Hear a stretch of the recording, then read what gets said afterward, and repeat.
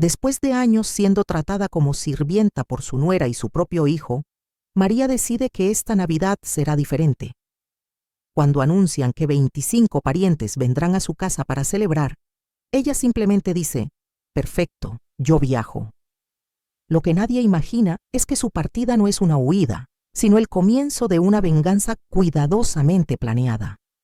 Entre secretos, engaños y justicia, todo lo que parecía perfecto empezará a derrumbarse, y cuando María regrese, nada en esa familia volverá a ser igual. Antes de seguir con esta historia, quiero invitarte a ser parte de nuestro canal. Si te gustan los relatos llenos de emociones, secretos y giros inesperados, suscríbete ahora y activa la campanita para no perderte ninguno. Y cuéntame en los comentarios, ¿tú te has encontrado en una situación similar a esta? Ahora sí, continuemos con la historia. Mi nombre es María, tengo 63 años y durante los últimos 6 he sido tratada como la asistenta invisible de mi propia casa. Todo empezó cuando mi hijo, Javier, se casó con Laura, una mujer que parecía salida de una revista, elegante, encantadora y con una sonrisa tan falsa que podía cortar el aire. Al principio pensé que solo era una muchacha exigente, un poco mimada tal vez, pero pronto entendí que bajo su encanto se escondía algo mucho más peligroso: el desprecio envuelto en cortesía. Cada frase suya tenía filo. «María, tú haces el café mejor que nadie. María, a ti se te da tan bien cocinar para todos. María, ¿podrías encargarte del mantel?». Y así, poco a poco, me fui convirtiendo en su empleada no remunerada. La Navidad era su excusa perfecta para brillar ante su familia. Cada año organizaba cenas espectaculares, o al menos así lo hacía parecer, mientras yo pasaba días enteros en la cocina, y ella posaba frente al árbol diciendo que todo lo había preparado con tanto amor. Pero ese año, ese diciembre, algo dentro de mí ya se había quebrado. Esa mañana Laura apareció en mi cocina, vestida de blanco como un ángel de revista, con el teléfono en la mano y esa sonrisa que anunciaba tormenta. «María, tengo una noticia maravillosa», dijo, con voz de presentadora de televisión. «Este año vendrá toda mi familia a pasar la Navidad con nosotros». Levanté la vista del fregadero. «¿Toda tu familia?». «Sí», respondió con una alegría fingida. «Solo 25 personas. 25, como si habláramos de preparar café para 2. Ya hablé con mis tíos, mis primos, mis sobrinos. Todos vienen desde distintas partes. Será una Navidad inolvidable». «Inolvidable, sin duda», dije en voz baja. «Y claro, tú podrías encargarte de la cena, las decoraciones, los postres, el vino». Sonreí. «¿Yo? Bueno, sí. Tú sabes hacerlo mejor que nadie. Además, yo estaré muy ocupada coordinando los regalos, las fotos y todo eso». Sus palabras flotaban en el aire, dulces y venenosas al mismo tiempo. Durante 6 años me había tragado mis protestas, pero ese día no. La miré fijamente y dije con una calma que hasta yo desconocía: «Perfecto, ellos pueden venir, pero yo no estaré aquí». Su sonrisa se congeló. Laura parpadeó como si hubiera escuchado una blasfemia. «¿Cómo que no estarás aquí?», preguntó con voz temblorosa. «Me voy de viaje». «¿De viaje? Pero es Navidad». «Precisamente por eso», respondí. «Este año la pasaré con la única persona que me ha tratado con cariño, yo misma». Durante unos segundos solo se escuchó el tic-tac del reloj. Luego vino la explosión. «¿Y quién va a cocinar? ¿Quién va a preparar todo? Mi familia ya compró los boletos». «Pues tendrán que cocinar ellos», dije sirviéndome un café con la serenidad de una reina. Laura me miraba con una mezcla de incredulidad y rabia. «Javier no permitirá esto».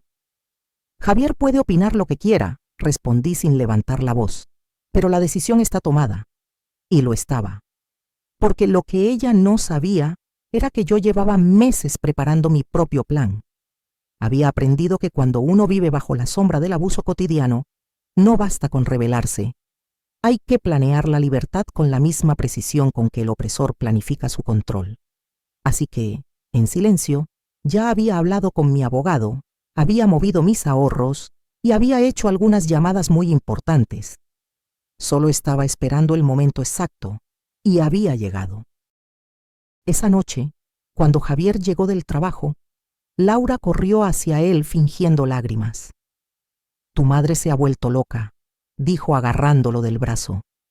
«Dice que no va a pasar la Navidad con nosotros, que se va a ir, y justo cuando toda mi familia ya confirmó». Yo los observaba desde la puerta del pasillo. Mi hijo me miró con una mezcla de cansancio y molestia. «Mamá, ¿es verdad?» «Sí, es verdad. Pero, ¿cómo se te ocurre? Es Navidad, es tiempo de familia». Exacto. Y hace 6 años que esa palabra dejó de tener sentido en esta casa. Laura cruzó los brazos, victoriosa al ver que Javier tomaba su lado. «Le dije que no podía hacer esto», añadió ella, «pero parece que disfruta arruinarlo todo». Yo solté una risa suave. ¿Arruinarlo? No, querida. Lo que voy a hacer es liberarme. Mi hijo suspiró. «Mamá, por favor, no exageres». «Exagerar», repetí. «Llevo 6 años limpiando su desastre, cocinando sus cenas y fingiendo que no me duele el desprecio con el que me hablan». «No, Javier, no exagero. Me cansé». Él trató de usar ese tono conciliador que siempre empleaba para manipularme.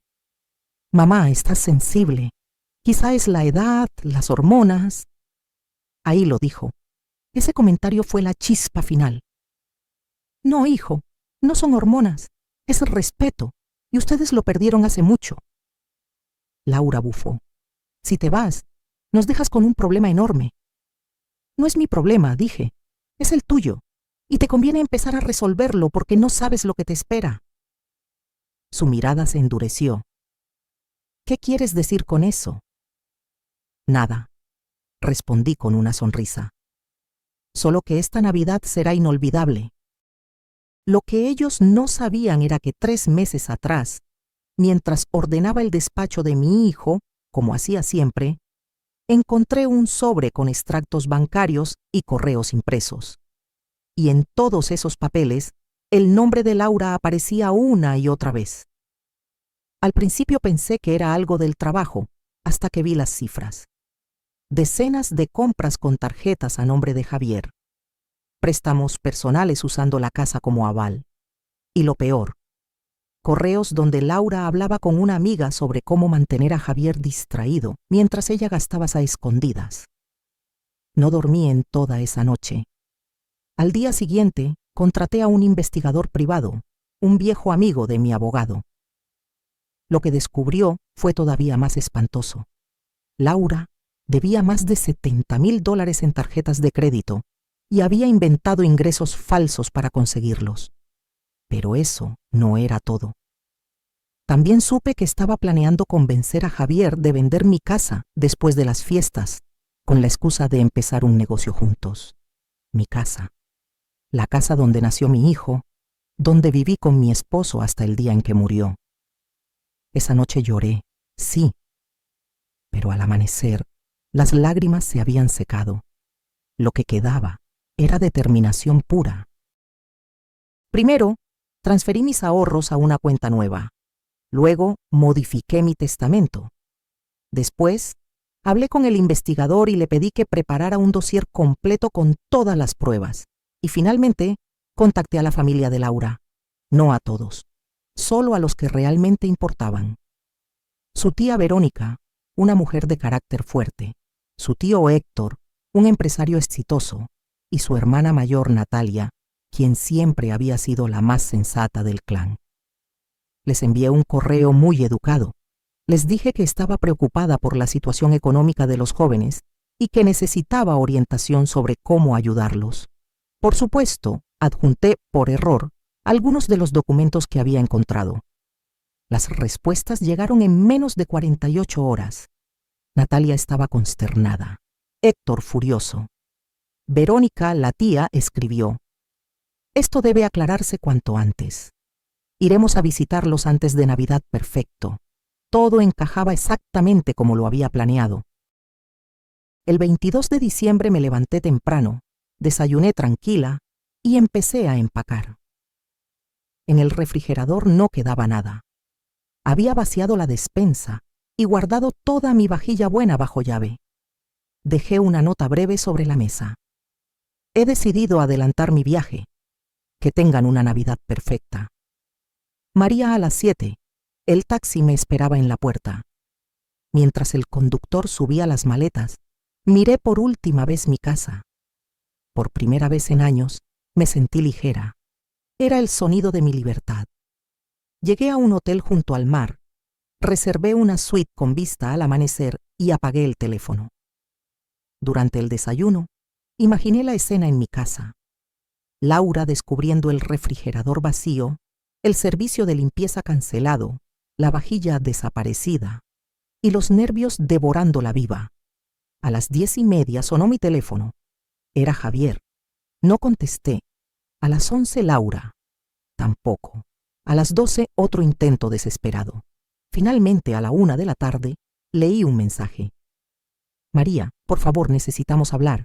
No hay comida, no hay nada. ¿Dónde guardaste todo? Sonreí. En el pasado, querida, murmuré para mí. A la mañana siguiente, el mar tenía ese color pálido de un papel antiguo, y el viento llevaba consigo el olor limpio de la sal y la promesa de olvido. Me senté en la terraza del hotel con una taza de café humeante entre las manos. El tipo de café que no había necesitado preparar yo misma en años.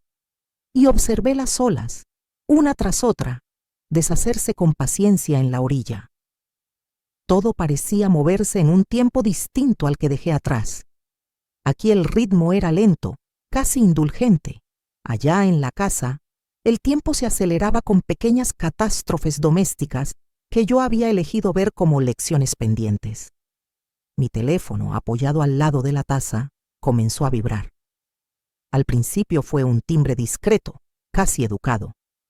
Después la vibración insistió, como si quisieran arrancar del mar la tranquilidad que yo me había concedido.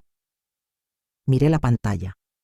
Mensajes de Javier, llamadas perdidas, chats que se multiplicaban en pantalla con ese tono de urgencia que transforma frases en gritos escritos. Respiré hondo y dejé que el café me calentara las manos. Respondí solo con la serenidad que me había costado recuperar. Entonces apareció un número desconocido. Contesté por cortesía.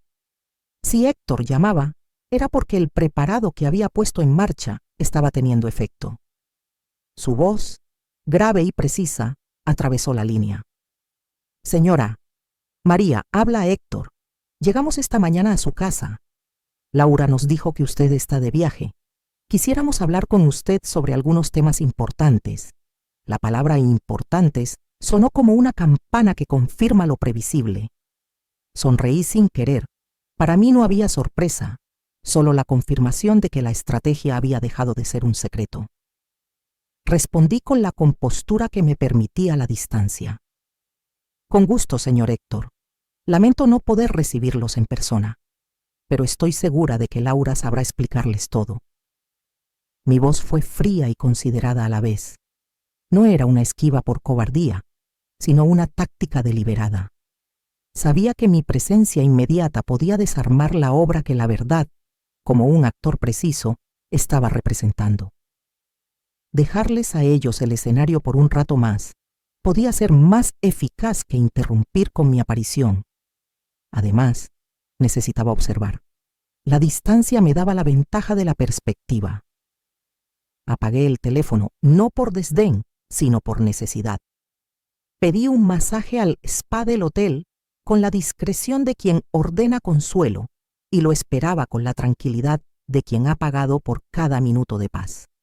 Mientras la terapeuta trabajaba los nudos de mis hombros, sentí que no solo liberaba tensiones físicas, sino que dejaba ir años de servidumbre forzada. Cada presión en la espalda era como una decisión tomada. No más platos, no más viernes de limpieza a las 3 de la madrugada, no más, ay María, tú siempre tan servicial. Era un ritual de reinvención. Horas más tarde, convenientemente relajada, encendí el teléfono. 30 mensajes nuevos habían colonizado la pantalla. Audios, textos, llamadas perdidas que se sucedían como un rosario de alarma. Me detuve en uno. De Javier. Las letras temblaban en el chat. Mamá, por favor.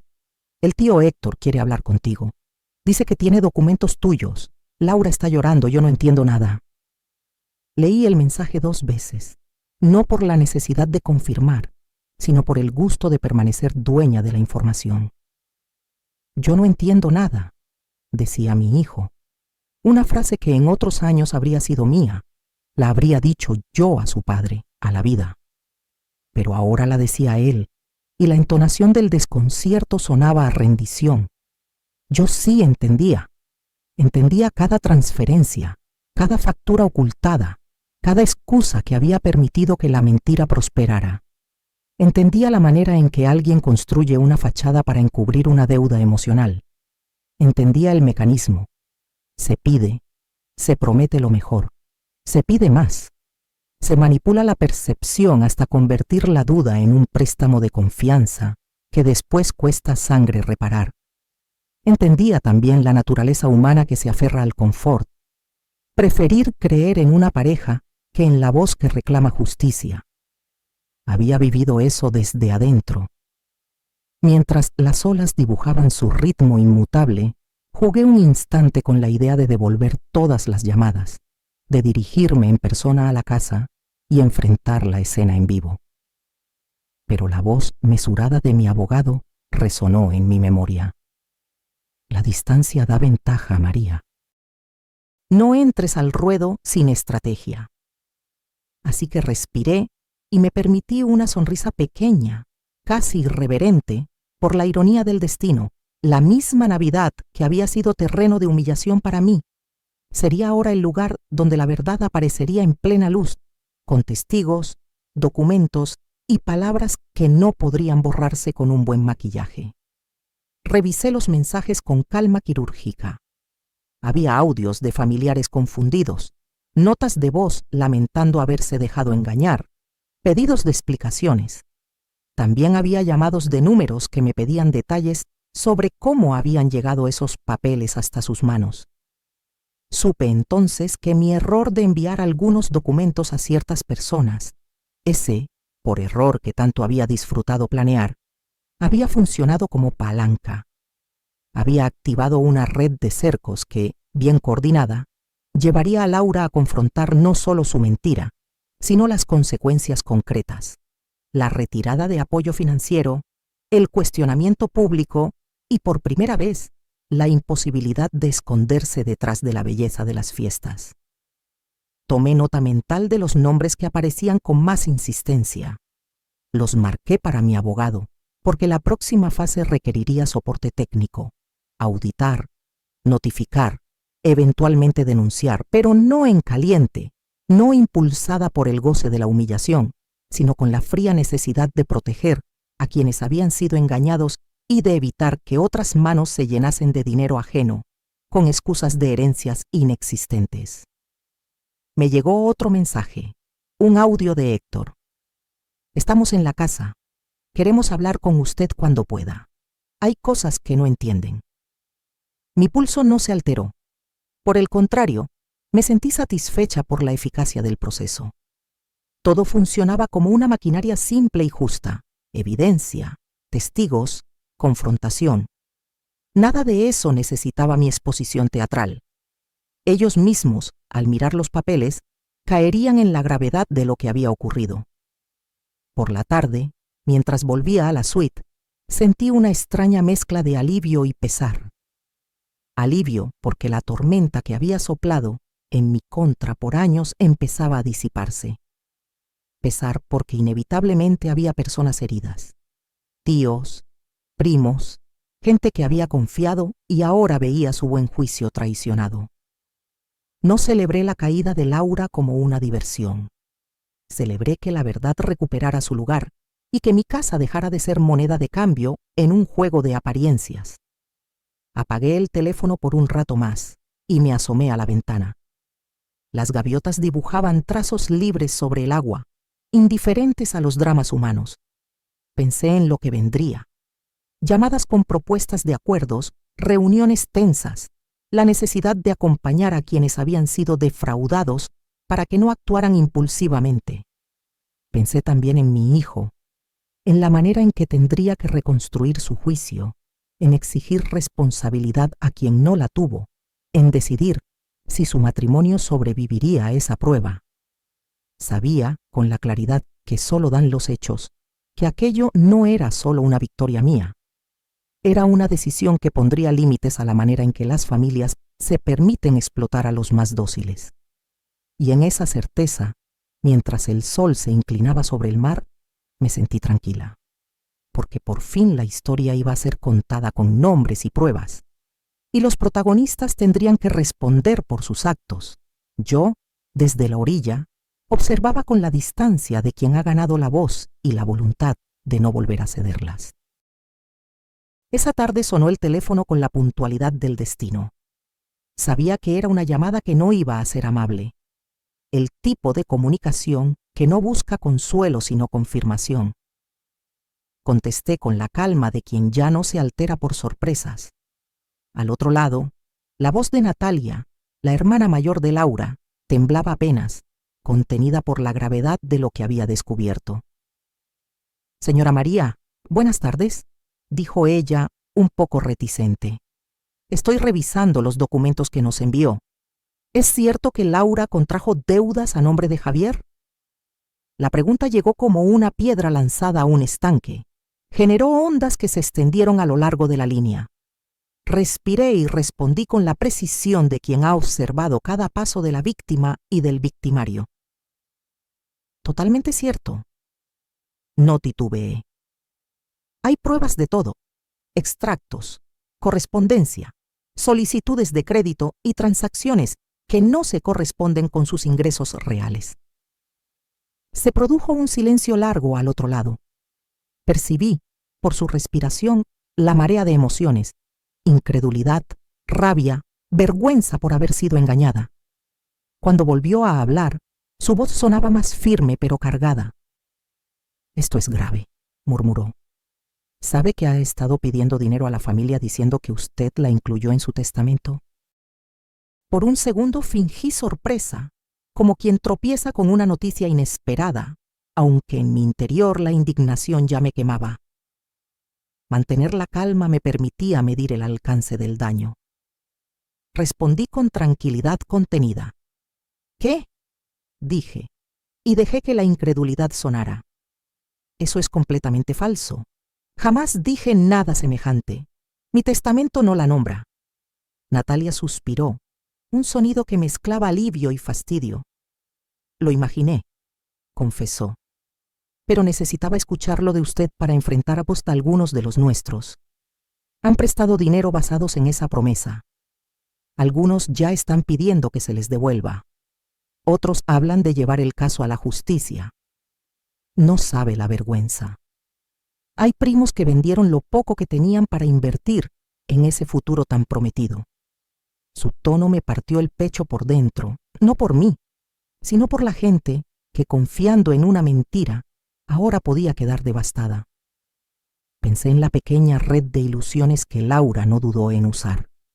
¿Cuánto daño hace alguien que comercia con una esperanza ajena y con la vulnerabilidad de quienes quieren creer? ¿Están dispuestos a demandarla?, pregunté con la voz baja. «Algunos sí», respondió Natalia. «Otros prefieren que esto se arregle de otra manera, pero la mayor parte está profundamente decepcionada. El tío Héctor está furioso. Dice que es una traición no solo hacia su familia, sino hacia las normas más básicas de confianza». Mientras hablaba, me relató escenas que me hicieron visualizar el caos. Llamadas con reclamos, conversaciones tensas, transferencias solicitadas, mensajes suplicantes que ahora sonaban en los teléfonos de quienes habían sido engañados.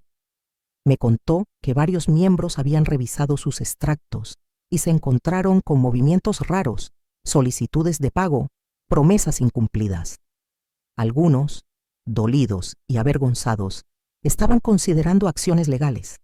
Otros, más pragmáticos, pedían acuerdos y planes de pago para no arruinar relaciones que todavía podían salvarse con verdad y reparación. La Navidad que Laura pintó como la más elegante de la historia. Continuó Natalia con un amargor claro en la voz. Se ha convertido en un campo de batalla. Vino gente con expectativas, con maletas, con regalos. Algunos se sintieron humillados al ver la situación. No saben qué decir. Se sentirán traicionados. Y eso pesa más que el dinero. Esa imagen fue cruel. Imaginar a personas que viajaron ilusionadas para terminar enfrentando una telenovela familiar en la que se revelan fraudes y mentiras. Sentí una punzada de compasión por quienes habían sido usados como telón para la ambición de alguien. Está colapsando, señora, concluyó Natalia con una voz que se quebró al final.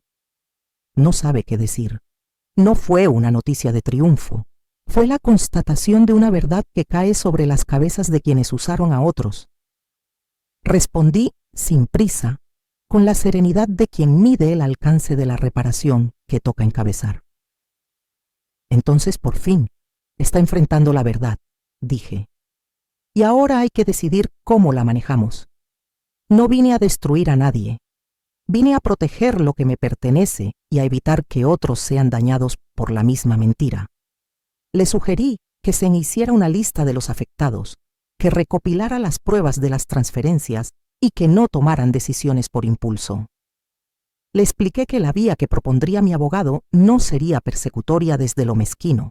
Buscamos reparación, no venganza. Pero también le indiqué con firmeza que no habría tolerancia para quienes pretendieran seguir obteniendo beneficios sin responsabilidad. Natalia, al otro lado de la línea, suspiró aliviada, agradecida por el tono comedido que ofrecía una salida práctica. Gracias, señora María. No esperaba menos, dijo, con una mezcla de respeto y cansancio. Vamos a organizar todo y a hablar con Héctor. Él quiere enfrentarla, pero algunos piden arreglos que no impliquen ruina inmediata. Perfecto, contesté. Hable con calma y con pruebas. Si la familia desea ayudarla, que lo haga con condiciones claras: devolución, plazos, supervisión y asesoría financiera. Y si se prueba el uso indebido de datos de Javier, lo denunciaré, no para humillarla, sino para proteger a quienes han sido víctimas. Colgamos con una sensación de trabajo por delante. No era una victoria personal. Era el inicio de una reparación que debía ser minuciosa, justa y pública para que nadie más quedara a merced de las apariencias. Esa conversación me confirmó algo que ya sabía. La verdad tiene un precio, pero también puede ser el primer paso para que el daño se convierta en lección y en límite. Y esa tarde, mientras el sol se inclinaba sobre la ciudad, supe que la familia de Laura empezaba a dar los pasos necesarios, tímidos y urgentes, para desmontar el castillo de cartas que ella había construido con la esperanza ajena. El 24 de diciembre regresé a casa con la sensación de que volvía a un lugar que había permanecido ajeno a mí durante demasiado tiempo. Aún antes de abrir la puerta pude percibir el aire, una mezcla densa de caos y arrepentimiento, como el olor a humo después de una pequeña fogata que se apagó sin control. Había rastros de vida apresurada en la entrada, una bolsa doblada a medias, un papel que sobresalía de la bandeja de correos, una servilleta arrugada con restos de tinta. Los autos de los familiares seguían aparcados, como guardianes silenciosos de una reunión que había perdido su brillo. Inserto la llave en la cerradura con la familiaridad de quien ha atravesado esa puerta miles de veces. El metal frío contra mi palma me devuelve una corriente de recuerdo. Imagino mis manos años atrás, manos que cocinaban sin aplausos, que recogían platos mientras otros celebraban. Abro y el silencio me recibe como a una vieja amiga. No el vacío inquietante de una casa abandonada, sino la calma pura que permite escuchar incluso las cosas más pequeñas. El murmullo del radiador, el leve crujir de la madera, un sonido de vasos que alguien dejó en la mesa pasada la noche. Es un silencio que me pertenece ahora. Javier aparece primero, desde el pasillo.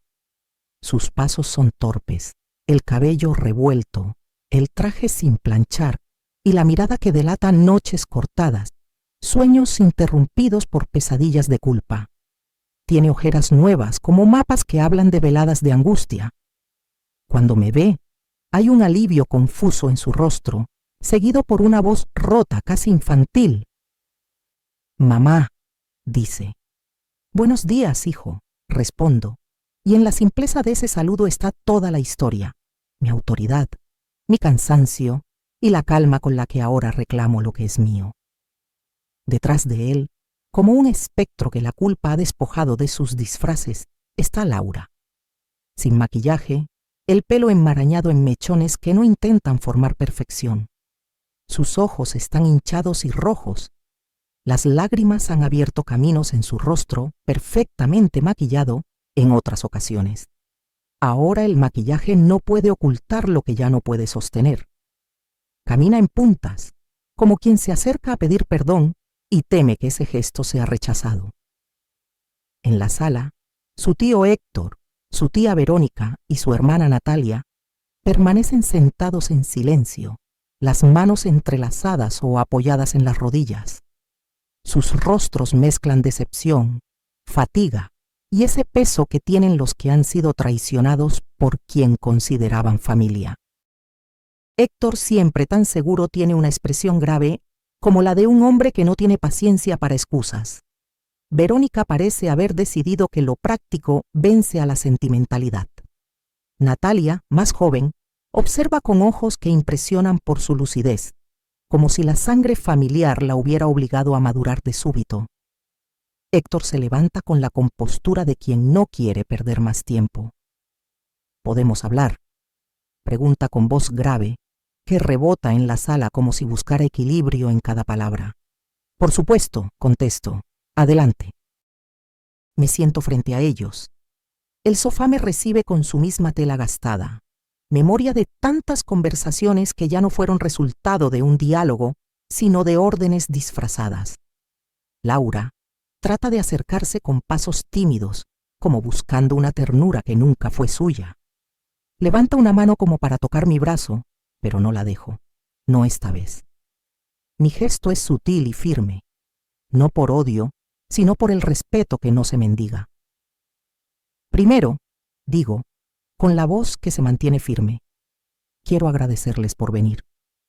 Sé que esperaban una celebración, solo que lo que necesitábamos no era un banquete, sino una revelación». Laura baja la cabeza, y en ese movimiento hay un mar de sensaciones. Vergüenza, arrepentimiento, la sensación de haberse quedado sin argumentos. Héctor saca una carpeta, la deja sobre la mesa con la textura del papel rozando la madera. Ese sonido, pequeño, marca el inicio de un proceso que ya no admite evasivas. «Estos son los documentos que nos envió», dice Héctor, y después de verificarlos, todo es cierto. Laura ha estado mintiendo durante años. Mi hijo se cubre el rostro con las manos. Veo cómo sus dedos tiemblan. Esa fachada de seguridad que tenía se ha roto en muchos fragmentos. La frase que pronuncio a continuación no la digo con rabia, sino con la pena de quien tuvo que volverse verdugo de falsedades ajenas. Replico suavemente. Y tú lo ignoraste porque era más cómodo creerle a ella que enfrentar la verdad. Hay una verdad que hiere más cuando es la que siempre estuvo allí. No se trata de señalar con dedos, sino de nombrar lo que las pequeñas omisiones consolidan: complicidad, comodidad, la costumbre que nos anestesia. Laura abre la boca para hablar, pero Verónica no la deja. Su tono no es cruel. Es un corte seco que pretende poner los límites que antes nadie se atrevió a poner. «No te atrevas a mentir otra vez, Laura. Has humillado a tu esposo, a tu suegra y a toda la familia», dice. No hay más excusas. El silencio que sigue a su frase es denso, casi palpable. Cualquiera podría cortarlo con un cuchillo. Y entonces, como si la escena necesitara una sanción formal para ratificar lo que ya se ve en los rostros, entra mi abogado, el señor Ramírez. puntual, calmo, como un reloj que da la hora exacta de la verdad. Buenos días a todos. Saluda con tono sereno y profesional. La señora María me pidió que estuviera presente para dejar claras algunas decisiones. Laura, como si una brisa fría le hubiera atravesado el cuerpo, da un paso atrás. Su figura tiembla y su respiración se entrecorta. Es la imagen de alguien que empiezas a asumir las consecuencias, aunque aún no sabe bien cuáles serán. ¿Qué decisiones?, pregunta con voz temblorosa, intentando sostenerse. Las que debieron tomarse hace años, respondo, y en esa respuesta está todo: la lección, la sentencia moral, la imposición de límites que no buscan venganza, sino reparación. Me siento con las manos apoyadas en las piernas, los dedos entrelazados. Los observo a todos con atención clínica. La necedad que antes existía en el rostro de Laura, ahora se ha transformado en ansiedad. Héctor endurece la mandíbula, decidido. Verónica mantiene una mirada que no permite vuelta atrás. Natalia parece querer hablar, pero contiene las palabras como quien entiende que ahora la situación exige silencio operativo. Javier observa, dolido, abrumado por el peso de saberse responsable. Comienzo a relatar con calma la concatenación de hechos, los pequeños encargos que se convirtieron en obligaciones, los comentarios minimizadores, las ayudas que nunca fueron recíprocas, las excusas que pasaban por normalidad. Cada frase que pronuncio es una pieza más que construye el paisaje de años de humillación. No busco castigar. Quiero que vean el mapa completo. Cómo, pieza por pieza, se había ido tejiendo una trama de control y manipulación que solo funcionó porque yo permití que funcionara. En cada detalle incluyo una historia, el cumpleaños que organizó Laura y de cuyo menú me adjudicó todo el mérito.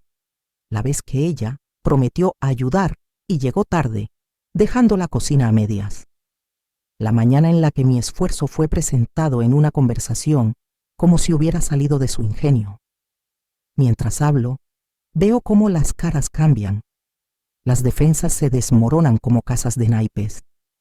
Javier baja la mirada, los puños apretados. Su sufrimiento me atraviesa pero no me quiebra. Porque por primera vez estoy transmitiendo un límite que no admite negociación. Héctor abre la carpeta con documentos y los extiende sobre la mesa. Extractos, correos, fotos, pruebas concretas que ya habían generado alarma. Las hojas suenan al moverse, y en ese ruido hay la contundencia de lo irrefutable. Los contornos de la mentira se vuelven nítidos, fechas, montos, conversaciones. La evidencia no pide sino que confirme lo que decimos con palabras. Laura intenta articular una defensa, pero sus palabras son débiles, como hilachas de voz que no logran sostenerse. Se disculpa, habla de presión social, de miedo a perder estatus, de querer mantener apariencias. Sus excusas suenan pequeñas, inadecuadas para el daño causado. Verónica no la deja evadir. Sus intervenciones son firmes, y en su voz hay una mezcla de tristeza y autoridad. Está cansada de justificar lo que no puede justificarse. En ese momento, la casa parece un tribunal moral en el que no hay jurado, solo la sentencia de quienes han sido testigos. Los objetos cotidianos, la mesa, las sillas, los platos, parecen cobrar voz y decir: aquí se trabajó, aquí se engañó, aquí se ocultó. Es una escucha que pesa. Mi abogado toma la palabra para explicar los pasos siguientes, no con el frialdad de quien busca venganza, sino con la claridad de quien propone orden. Habla de medidas legales, de protección de bienes, de auditorías y de cómo la convivencia doméstica tendrá nuevas reglas. No inventa castigos, describe procedimientos que harán que la responsabilidad deje de ser discurso y pase a ser práctica. Mientras tanto, yo observo a mi hijo. Lo veo como a un niño que ha aprendido por fin una lección dura. Porque la verdad tiene ese efecto. No solo expone a quien engaña, transforma a quien fue cómodo en cómplice. Javier, con la mirada húmeda, me busca con los ojos una guía nueva. Yo le doy la posibilidad de reconstruir, pero con condiciones. No quiero una reparación forzada, sino un compromiso auténtico. Si lo acepta, habrá una nueva forma de estar juntos. Si no, la puerta quedará abierta a la distancia. Laura, por su parte, ya no es la mujer que llegó aquel día con zapatos que brillaban y una sonrisa calculada. Es una persona al borde del desmoronamiento, con la piel pálida, la voz rota y las manos que buscan consuelo en gestos inútiles. Y sin embargo, entre sus lágrimas hay destellos de sinceridad que podrían ser el inicio de algo, o solo el miedo a la pérdida. La familia la mira con una mezcla de severidad y compasión. La decisión de ayudarla en el futuro dependerá de su capacidad para asumir las consecuencias y hacer restitución. La conversación se alarga. Se tratan detalles, fechas para iniciar la auditoría, condiciones para limitar accesos, pasos para restituir deudas. Nadie desconoce que lo que se impone es duro, pero también es justo. Y esa justicia no busca la demolición, sino la reparación. Se quiere que Laura pague lo que debe, que pida perdón donde haga falta, y que aprenda a convivir sin usar a otros como apoyo para sus apariencias. Al terminar, la sala queda en un estado que no es de victoria, sino de trabajo por delante. Nadie celebra, nadie aplaude. Se respira la gravedad de quienes saben que algo ha cambiado y que el cambio requerirá esfuerzo. Me levanto con la sensación de haber cumplido una tarea inevitable. Poner nombres a las cosas, transformar el silencio en orden, convertir la pena ajena en posibilidades de reparación. Camino por la casa, toco la mesa donde antes serví tantas cenas, la madera tibia bajo la palma. Siento que algo ha roto y algo ha comenzado a sanar, no porque haya necesidad de castigar, sino porque hay necesidad de poner un principio simple y humano. No se vive a costa de la dignidad ajena. Y esa lección, en la noche de Nochebuena, pesa más que cualquier adorno. El abogado, Alejandro, cerró su portafolio con un gesto que parecía poner punto final a meses de silencios y recatos, y con la misma voz neutra y precisa con la que solía hablar en los juzgados, comenzó a desplegar aquello que yo ya había decidido en mi corazón, pero que ahora debía convertirse en palabra pública, en documento que nadie podría negar. Primero, dijo, mirando a cada uno con la serenidad de quien conoce el valor de la ley como escudo. La propiedad de esta casa queda legalmente protegida bajo un fideicomiso irrevocable. A partir de hoy, la finca no podrá ser vendida, hipotecada, gravada ni utilizada como garantía para préstamos o avales sin la autorización escrita y notariada de la señora María. Cualquier intento de enajenar o gravar la propiedad será considerado nulo y dará lugar a acciones civiles y penales. En la sala se hizo un silencio tan denso que pude oír el leve suspiro del reloj en la pared. Las palabras fideicomiso irrevocable flotaron como un ancla que sumergía todas las ambiciones especulativas que habían rondado la casa. Vi cómo las manos de Laura se aferraban con fuerza al borde del sofá, sus uñas marcando pequeñas lunas blancas en la tela. ¿Qué significa eso exactamente?, preguntó, su voz entrecortada por un sollozo que trató de contener pero no pudo. Significa, respondió Alejandro con calma, que la titularidad de la propiedad está protegida. Nadie podrá disponer de ella para saldar deudas ajenas ni para garantizar obligaciones financieras sin el consentimiento expreso de la señora María. En términos prácticos, la casa no sale del dominio familiar mientras la señora María viva y mientras el fideicomiso permanezca vigente, salvo que ella decida lo contrario. Laura dejó escapar un sollozo profundo que resonó como un vidrio que se rompe. No era solo la sorpresa legal, era la concreción definitiva de que sus planes, los que había tejido en secreto, no solo habían sido descubiertos, sino que quedaban inhabilitados por la ley. Podía ver en su rostro la mezcla de furia, incredulidad y el terror de quien comprende que su libertad para operar con impunidad se ha terminado. Segundo, continuó Alejandro, sacando otro juego de papeles. Notificación formal a la señora Laura. Su acceso a esta vivienda queda restringido. No podrá entrar ni disponerse a permanecer en la propiedad sin la previa autorización por escrito de la señora María. Cualquier visita deberá ser coordinada y aprobada con antelación. Esto incluye la prohibición de entrar en espacios privados de la vivienda, manipular bienes personales y acceder a la correspondencia o documentación que allí se encuentre. Al nombrar la palabra restricción, noté cómo Javier se tensó. Se le marcó un temblor leve en el labio inferior. Miró a su esposa como si tratara de entender una realidad que hasta entonces le había parecido lejana, abstracta. Probablemente no imaginó que el afecto por la comodidad podía transformarse en permisividad flagrante y la permisividad en daño. «Mamá», susurró como si pronunciara una súplica. «No más abusos, hijo», dije, mi voz más firme que nunca. «No más puertas abiertas para quien solo trajo desprecio». La frase tuvo un peso físico. No era rabia terapéutica.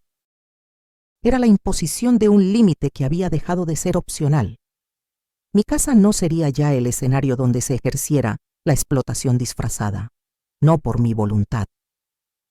El abogado asintió y puso sobre la mesa el tercer documento con la seriedad de quien sabe que las palabras ahora se transformarán en acciones concretas. Tercero, se iniciará de inmediato una auditoría legal y financiera, explicó. Se hará una revisión exhaustiva de las cuentas, movimientos y solicitudes de crédito vinculadas al señor Javier y a cualquier otro miembro del hogar.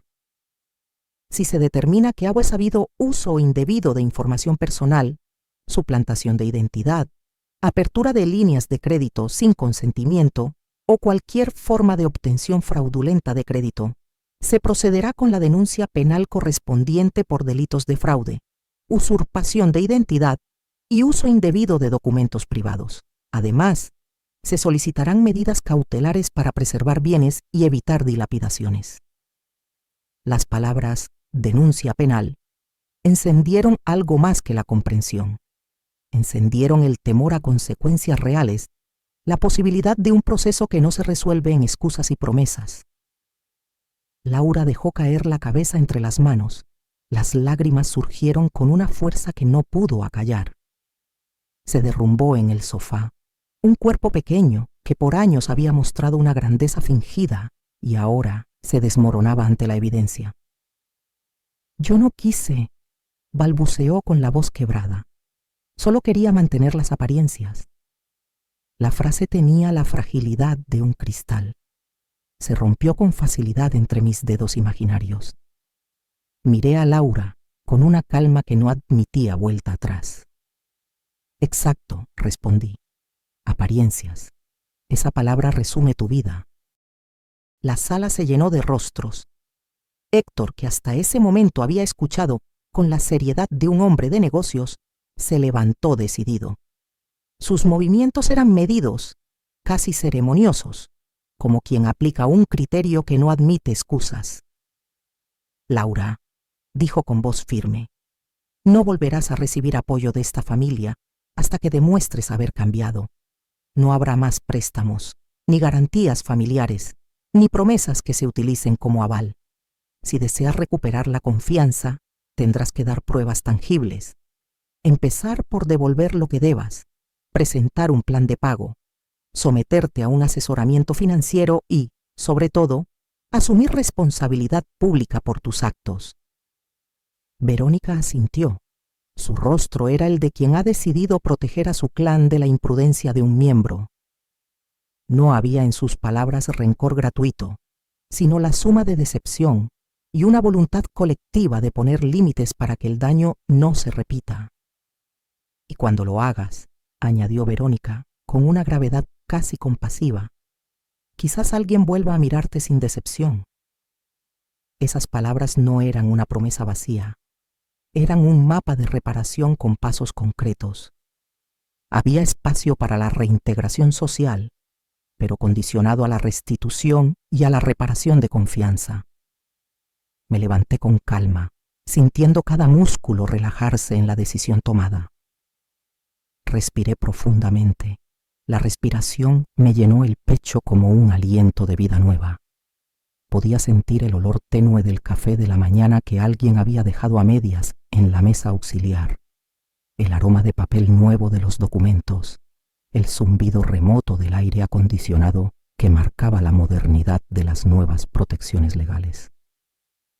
Durante años, dije, y mis palabras fueron claras como un fallo, permití que mi silencio me convirtiera en cómplice de su falta de respeto, pero eso terminó. Esta casa volverá a ser un hogar, no un escenario para tus mentiras. No busqué aplausos, no los necesitaba. Era apenas una afirmación que cerraba un ciclo y abría otro, el de una convivencia basada en normas. Había convertido el lastre de los años en una lección pública y legal. Había tomado la pena que me habían impuesto durante lustros y la había vuelto en documento que nadie podría ignorar. Laura, todavía abatida, empezó a sollozar con más fuerza.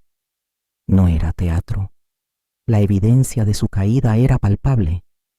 Entre sus lágrimas, alcancé a vislumbrar fragmentos de arrepentimiento que podían ser la semilla de un cambio, o simplemente el reflejo del miedo a perder privilegios. Solo el tiempo diría cuál sería la raíz que abonaría. Javier se acercó a su madre, con un gesto que intentó ser de consuelo, torpe por su propia culpa. No pude evitar fijarme en la fragilidad de su posición, un hombre que había puesto la comodidad por encima del deber. Tuve la tentación de enojarme, pero en esa misma mirada leí la posibilidad de reparación. Si quería, podía levantarse, aceptar su responsabilidad y comenzar a construir el respeto que tanto había sido negado. La sala, testigo de tantas cenas y tantos silencios, respiró de nuevo con un ritmo distinto. Las palabras del abogado no eran el final de una venganza amargada, eran instrumentos de ordenamiento social. Habían clarificado responsabilidades, activado mecanismos de protección y plantado semillas de restitución. Aquella Navidad no sería la fiesta de las apariencias, sino la primera lección de que la dignidad no se regala, se exige, se protege y se defiende. Quedamos los tres en la sala, y de pronto la casa, esa casa que había sido escenario de mis días y mis silencios, parecía un auditorio expectante, como si las paredes hubieran venido así a escuchar el veredicto que yo ya había decidido emitir. Los familiares se habían marchado con pasos lentos, con palabras cortantes al despedirse, con miradas que prometían observación futura. La tensión se disolvía en la distancia hasta que solo quedó el eco de sus adioses detrás de la puerta principal. Laura fue la primera en romper el silencio. Se levantó del sofá con movimientos torpes, como quien intenta recomponer un disfraz que ha perdido su brillo. Sus ojos estaban hinchados, la voz le temblaba. Su orgullo había sido reducido al tamaño de una niña que pide perdón por primera vez. «María, por favor, perdóname», dijo, con la palabra por favor flotando, suplicante y casi implorante. La miré con calma. Esa serenidad no era frialdad, era el resultado de meses de estar despierta a la verdad, de permitirme sentir el dolor, pero no dejar que me enterrara. Había aprendido a medir mis palabras, a colocar cada una con la precisión de quien sabe que una palabra puede ser llave o cerrojo. «No soy juez ni verdugo», respondí, «pero tampoco soy tu sirvienta». El silencio que siguió fue como el ruido de una puerta que se cierra de golpe. Ella sintió el peso de esas palabras y por primera vez se hizo real ante ella la consecuencia de lo que había sido su actitud cotidiana. No una molestia esporádica, sino un patrón sistemático de menosprecio. «Yo no sabía cuánto te hería», balbuceó, buscando en sus manos una excusa que hubiera dado vueltas suficientes para encubrir la verdad. La miré más de cerca. Vi la máscara caer la capa de seguridad hecha de encanto y apariencias resquebrajarse. Vi unas manos pequeñas y temblorosas. La gente intenta ocultar la culpabilidad con gestos rápidos, ajustarse el cuello, tocarse el cabello, pero esos gestos no borran el resto. Sí lo sabías, solo que no te importaba, dije con voz serena, pero sin espacio para la duda. Había demasiadas pruebas para que una disculpa improvisada reescribiera años de conducta. Lo que ella llamaba no saber era una comodidad elegida. Mirar hacia otro lado, delegar la incomodidad, creer que el bienestar propio está por encima de la dignidad ajena. Había visto esa actitud en 1.000.000 de pequeñas escenas. Un gracias ausente, una orden envuelta en un halago, un crédito tomado sin reconocimiento. Esas sumas cotidianas eran las que me habían cobrado la identidad. Se quedó callada. El aire se volvió más denso, como cuando se apaga una lámpara y la habitación aprende a esperar. Laura no tenía palabras que sostuvieran el peso de lo que había hecho.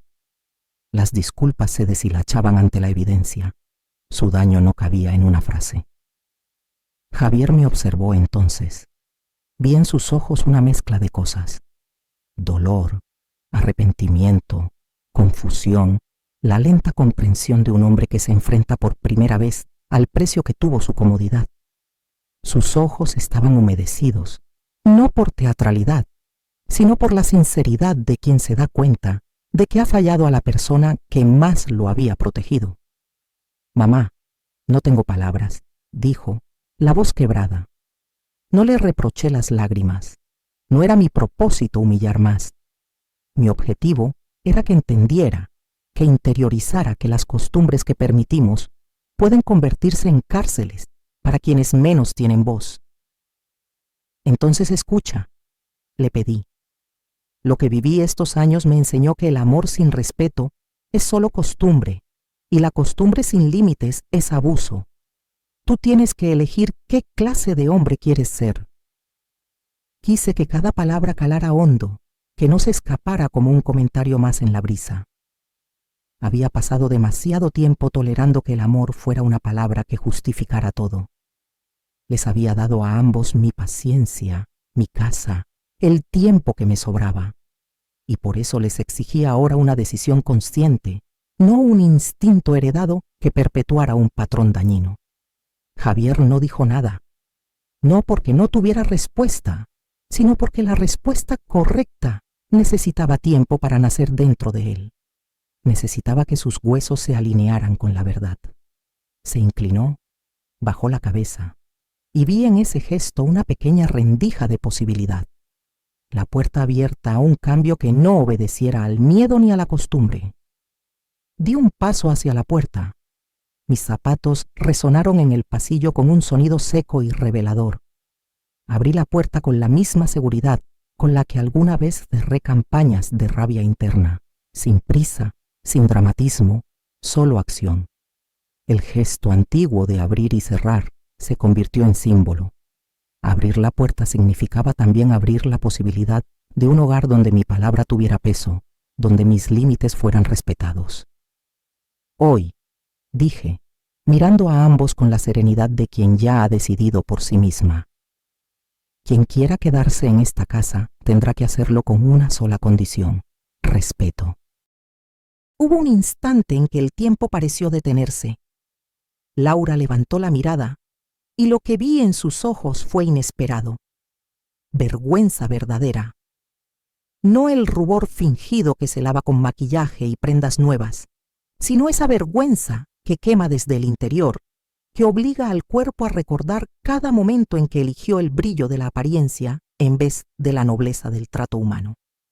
Ese rubor la hizo pequeña, humana, y por un segundo no reconocí a la mujer que había posado tantas veces para fotografías perfectas. Vi, en cambio, a alguien que tal vez podría aprender a no herir si la voluntad para hacerlo fuera genuina. La vergüenza es una puerta hacia el arrepentimiento, y el arrepentimiento, si se acompaña de cambio, puede ser el inicio de una reparación. No di instrucciones. No marqué condiciones de humillación. Dejé el poder en lo esencial, el respeto como norma de convivencia, porque respeto no es un favor que se concede, es la mínima verdad que sostienen las relaciones sanas. Ella se tragó las palabras. Javier alzó la vista y por primera vez noté en su cara no la defensiva del cónyuge, sino la responsabilidad de un hijo que, por fin, comprendía lo que su madre significaba en su vida. No dije más. A veces lo que transforma no es el sermón, sino la simple claridad de una regla justa. Cerré la puerta suavemente. Caminé hacia la cocina. Me serví un vaso de agua y mientras bebía, dejé que la calma volviera a mi pecho. La casa retomó su ritmo, pero algo dentro de sus paredes había cambiado para siempre. Ya no sería un espacio donde la invisibilidad se premiara. Sería un hogar donde la dignidad tuviera asiento en la mesa principal. Y esa decisión, más que un castigo, era una promesa de futuro. Esa noche, mientras la ciudad se llenaba de luces y villancicos, me serví una copa de vino. No había árbol, ni cena, ni invitados. Solo silencio. Y en ese silencio encontré algo que había perdido hacía mucho: paz. Si esta historia te dejó pensando, espera a ver la siguiente. Haz clic ahora en el video que está apareciendo en pantalla. Ahí la traición y el giro final te van a dejar sin palabras.